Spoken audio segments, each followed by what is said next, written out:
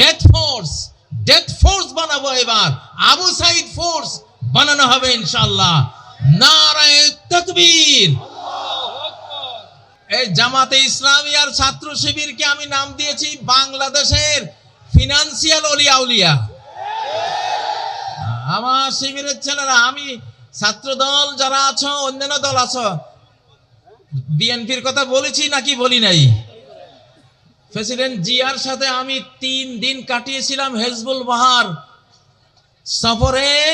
11 তলা যে জাহাজটা ছিল চিটাগাং, এখানে এসেছিলাম 1981 সালের 19, 20, 21 জানুয়ারি।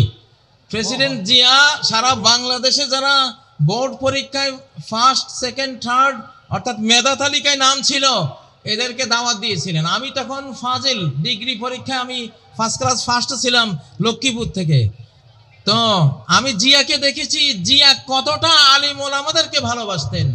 হেজবুল বাহারে প্রথম যে বৈঠকটা উনি করেছিলেন, প্রথম বৈঠকে প্রেসিডেন্ট জিয়া বলেছিলেন, আমার মৌলভী সাহেবরা কোথায়? উনি মাইক নিয়ে বিসমিল্লাহির রহমানির রহিম বলে এই কথা বলেছিলেন, আমার মৌলভী সাহেবরা কোথায়? আমরা দাঁড়ালাম যে আমরা আছি, আমরা 14 জন ছিলাম। তিনি বললেন যে বিজ্ঞানীরা বলে এই পৃথিবীটা একটা বিশাল অগ্নিপিণ্ড থেকে ছিটকে পড়ে পরে ধীরে ধীরে ঠান্ডা হয়ে এই পৃথিবী তৈরি হয়েছে।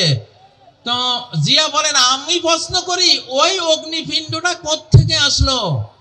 অগ্নিপিণ্ড থেকে ঠান্ডা হয়ে পৃথিবী হলো, অগ্নিপিণ্ড কোত্থেকে আসলো? তিনি বলেন যে এটার জবাব বিজ্ঞানীরা দিতে পারে নাই, এটার জবাব দিয়েছে আমার মৌলভী সাহেবরা। জিয়া বলতেছে, মৌলভী সাহেবরা আপনারা কি উত্তর দিয়েছিলেন? আমি দাঁড়িয়েছিলাম যে আমরা উত্তর দিয়েছিলাম খালাকাস সামাওয়াতি ওয়াল আরদ, আসমান জমিন কে সৃষ্টি করেছেন? ক্রিয়েটর আল্লাহ। তাহলে জিয়াকে যারা সামনে নিয়ে আজকে রাজনীতি করেন, তারা অবশ্যই আলেম বান্ধব হতে হবে। ইসলামী রাজনীতি এই দেশে স্বাধীনতার পরে 5 বছর বন্ধ ছিল, জিয়া এটাকে চালু করেছে। আল্লাহ জিয়াকে রহমত করুন, আমরা দোয়া করি।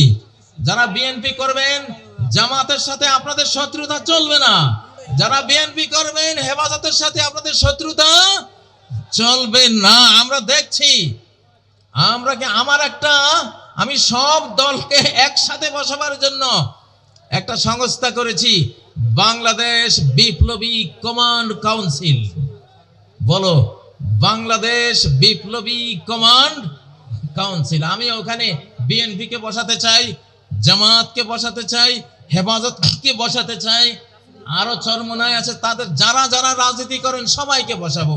তারা নিজ নিজ দল নিয়ে তারা সব কাজ করবে, বাট জাতীয় ইস্যুগুলিতে স্বাধীনতা রক্ষা, অখণ্ডতা রক্ষা, নিরাপত্তা রক্ষার প্রশ্নে সকল দলকে এক জায়গায় বসিয়ে প্রয়োজনে মৃত্যু সৈনিক তৈরি করার ঘোষণা দেব ইনশাআল্লাহ। ডেথ ফোর্স বানাবো। এবার আবু সাইদ ফোর্স বানানো হবে ইনশাআল্লাহ। নারায়ে তাকবীর।